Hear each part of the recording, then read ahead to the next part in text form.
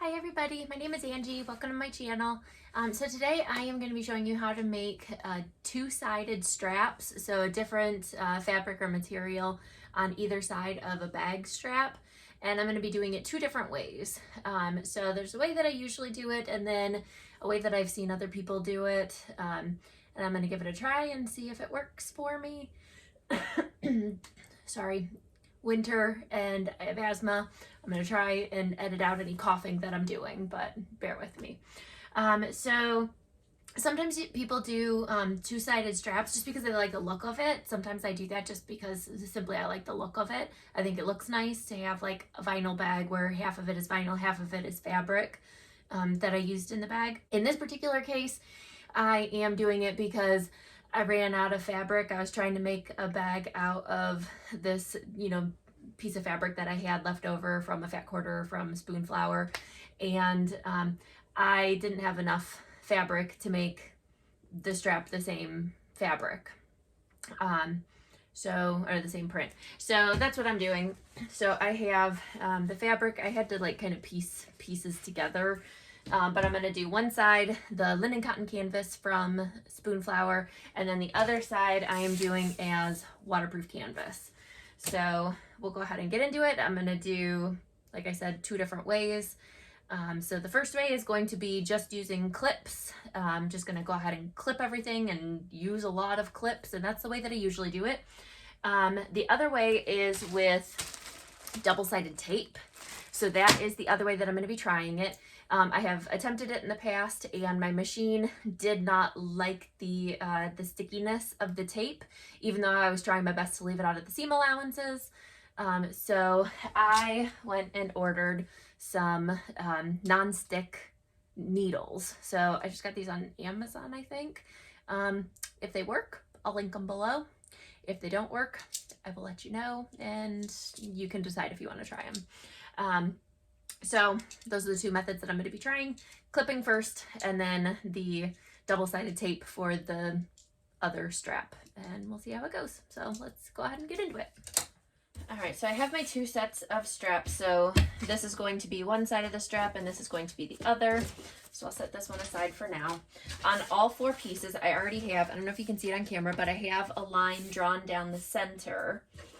And what I'm going to go ahead and do, if you are using a fabric that you can iron, which technically these are, but I'm going to show you how to do it without ironing because sometimes I do this with vinyl and obviously you can't iron vinyl. So I'm going to show you how to do this without ironing at all. So we are going to need a crap ton of clips. That might be enough, we'll see. And all we're going to do is just start off folding this in towards the center. And then I'm just going to put one clip on either side, alternating. So you can fold both sides in and clip as you go, or sometimes I like to do just one side all the way. I think that's faster sometimes. I'm just going to do that all the way down, clipping.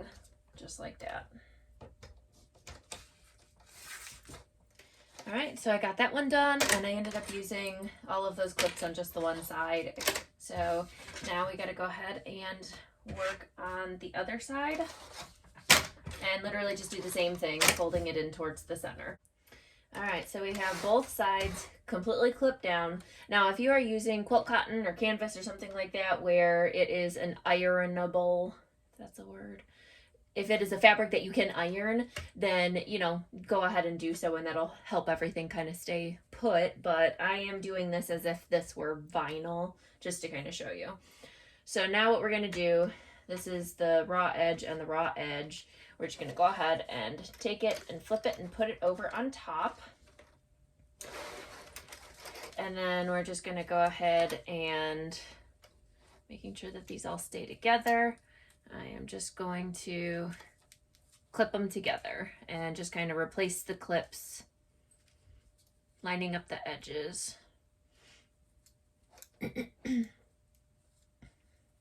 I did these as, I wanted this to be a 1-inch strap.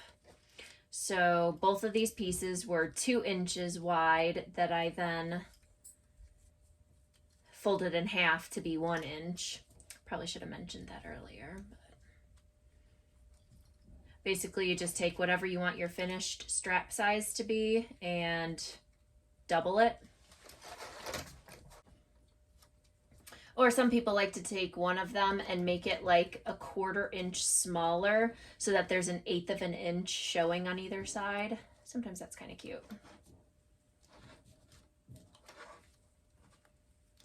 But I'm just going through and replacing all of the clips. Like one of the clips that's on the front, I'm clipping onto both. Just piecing it all together. Oops. I tend to just kind of rough cut the length of it because for whatever reason, even if I'm using a walking foot, there always tends to be shifting going on. So these are, I think they are a little bit longer. Yeah, they're a little bit longer than what I am ultimately going to use. But basically, this is what we're looking at.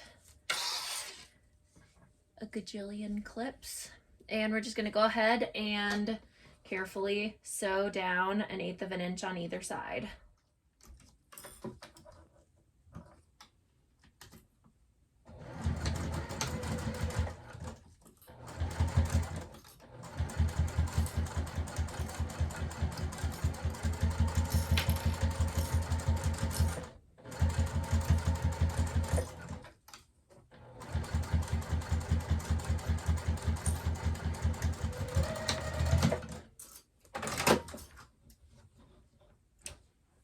One side done, and move on to the other side.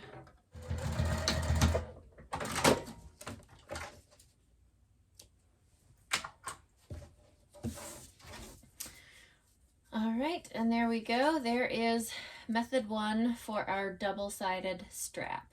And I mean, there's, you know, you can see the orange right there. There's a couple spots where the orange is peeking through, but you know what? It doesn't have to be perfect. It's fine. So there we go. There is method number 1, using clips. So now let's go ahead and do the other strap, and we're going to do method number 2, using the double-sided tape. All right, so we'll set this one aside, and we'll go ahead and get this one out. Now, another thing that is helpful to have, but not 100% necessary, is these are non-stick scissors as well. Just so that I can cut the double-sided tape without gumming up my scissors. So what we're gonna do, put my needle aside. Find the beginning. All right, so I have my line drawn down the center. And this is 1/4 inch wide double-sided tape. They also have it, I guess, in 1/8 inch wide, which I might order next time just so that it's like that much easier to keep it out of my seam allowance. But I'm gonna go ahead and just take the tape and just line it right down that center mark where I drew.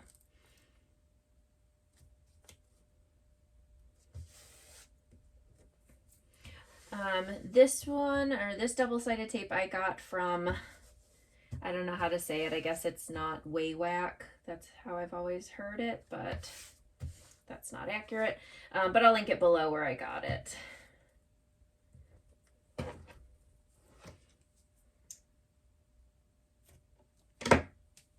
Okay, so there's one piece all stuck on. And we'll go to the next one.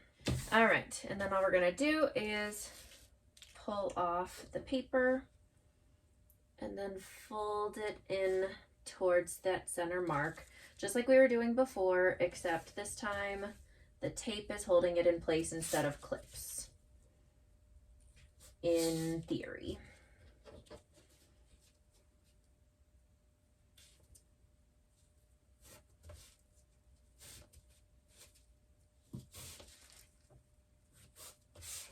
And if I centered it nicely enough, that means, since it's a 1/4 inch wide, that means that it's only coming an 1/8 of an inch over on either side, so it should stay out of my seam allowance. But in the off chance that it doesn't, then I have my nonstick needles. Because it seems like even though I always do my best to keep it out of the seam allowances, for some reason, somehow, I still sew over it. I'm sure it's user error.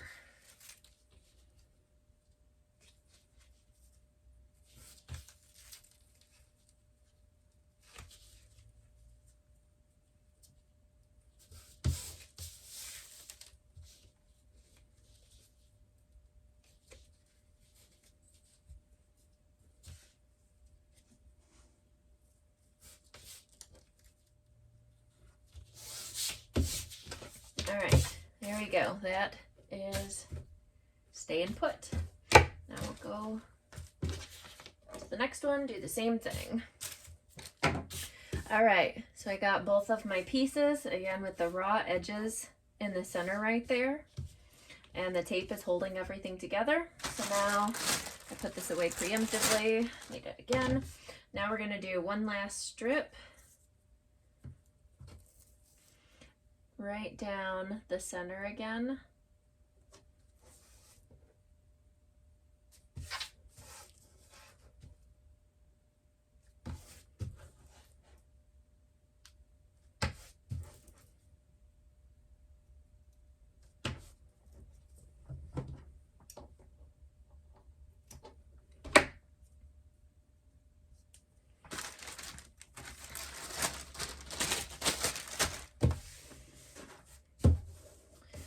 All right, and now we will peel the paper off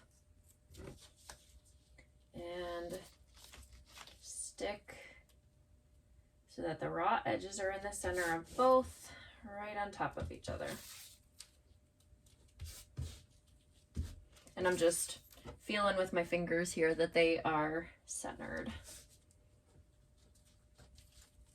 Which that one did not, but I'll just pull it right back up and fix it.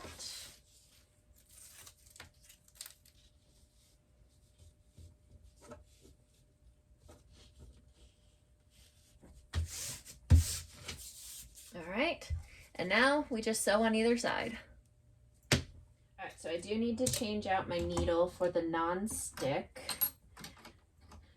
Again, some people don't have issues with this. My machine, for whatever reason, does not like the double-sided tape, and my needle always gums up. So I'm just gonna swap it out. This is my first time trying these needles, so again, we'll see. I think I got a little 5-pack of them, and I think they were like $7 or something on Amazon. But they did have like a 50-pack or 100-pack, so if this works out, I might get those. I think before I shell out the money for a 50-pack, I would test it out on several projects, really sewing over. Why did I take the foot off? Really sewing over the double-sided tape, just to make sure, you know, try and get my needle gummed up and see how it does.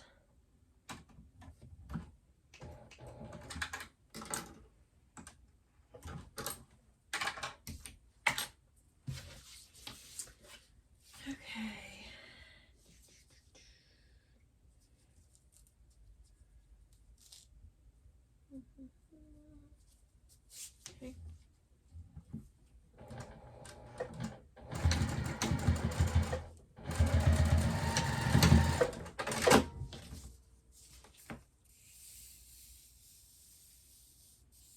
Looks pretty good. Granted, I shouldn't be sewing over my tape at this point, but other times that I was not supposed to be sewing over my tape, the bobbin thread was getting all messed up. So far we're looking good.